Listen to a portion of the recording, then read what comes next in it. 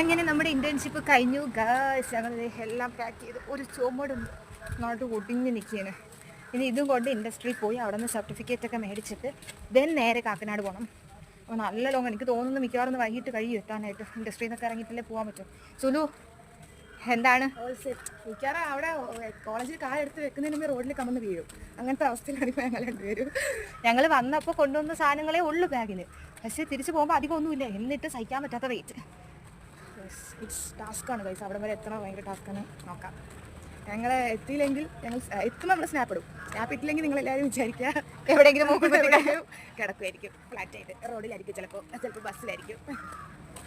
Seat കിട്ടിയാൽ കുഴപ്പമില്ല കേട്ടോ. ബസ്സിൽ ഇല്ലടി, സീറ്റ് കിട്ടിയാൽ കുഴപ്പമില്ല. പക്ഷേ ഇവിടുത്തെ ബസ്സുകളിലൊക്കെ മിക്കവാറും തിരക്കായിരിക്കും. അതിനാണെങ്കിൽ പണി കിട്ടും. അപ്പോൾ ബാക്കി വിശേഷങ്ങൾ നമുക്ക് കാണാം. See U.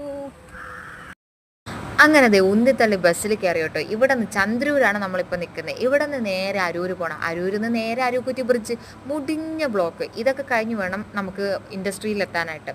അവിടെ നിന്ന് സർട്ടിഫിക്കറ്റ് മേടിച്ച് വേണം കോളേജിൽ പോകാൻ.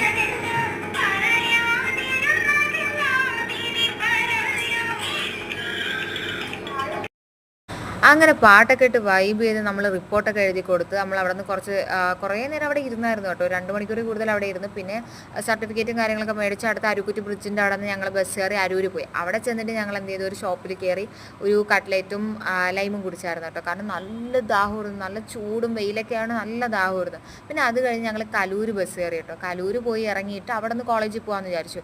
അവിടെ ചെന്നപ്പോഴത്തേക്ക് നമ്മുടെ മെട്രോ സ്റ്റേഷൻ്റെ അവിടെ തന്നെയാണ് 49 റുപ്പീസിൻ്റെ ഡെയിലി മീറ്റ് എന്ന് പറഞ്ഞിട്ടൊരു ഷോപ്പുണ്ട്. ചെറിയ ഷോപ്പാണ്, പക്ഷെ അവിടെ എല്ലാം 49-59 റുപ്പീസേ ഉള്ളായിരുന്നു. അങ്ങനെ ഞാൻ എന്ത് ചെയ്തു, ഒരു ബർഗർ ഓർഡർ ചെയ്തു. പിന്നെ ഞങ്ങൾ ലോഡഡ് ഫ്രൈസ് മേടിച്ചായിരുന്നു. പിന്നെ മുതുക്ക് ഗ്ലാസ്സിൽ ഷേക്ക് മേടിച്ചായിരുന്നു. ഒരാളെ കൊണ്ടൊന്നും ഒരു ഷേക്ക് കുടിക്കാൻ പറ്റില്ല കേട്ടോ. ഞാനൊക്കെ എങ്ങനെയും കിടന്നു ഇരുന്നൊക്കെയാണ് കുടിച്ചു തീർത്തത്. അത്രയും മുതുക്ക് ഗ്ലാസ് ആയിരുന്നു. എന്തായാലും 49-59 വേർത്താണ് കേട്ടോ. അത് കഴിഞ്ഞ് ഞങ്ങൾ ബസ്സൊക്കെ കയറിയത് കോളേജ് എത്തി. കോളേജിലാണെങ്കിൽ വന്നപ്പോൾ തന്നെ അവിടെ എന്തൊക്കെയോ ബിൽഡിംഗ് പണികളൊക്കെ നടന്നുകൊണ്ടിരിക്കുക. പുതിയ ബിൽഡിംഗ് വരുവാണെന്ന് തോന്നുന്നു. ഹോസ്റ്റലിൽ കയറിയപ്പോൾ 1 മാസത്തിന് ശേഷം കയറുന്നതിൻ്റെ വല്ലാത്തൊരു ഫീല്. അപ്പൂനെയും മിന്നുവിനെയും കുറേ നാൾക്ക് ശേഷം കണ്ടതുകൊണ്ട് രാത്രി ഫുള്ള് വർത്താനം പഠിച്ചില്ല. ഞാൻ ഓൾറെഡി വയറല്ല, നീ വയറ്റില്ല. ഇറങ്ങി ലീലാവിലാസങ്ങൾ.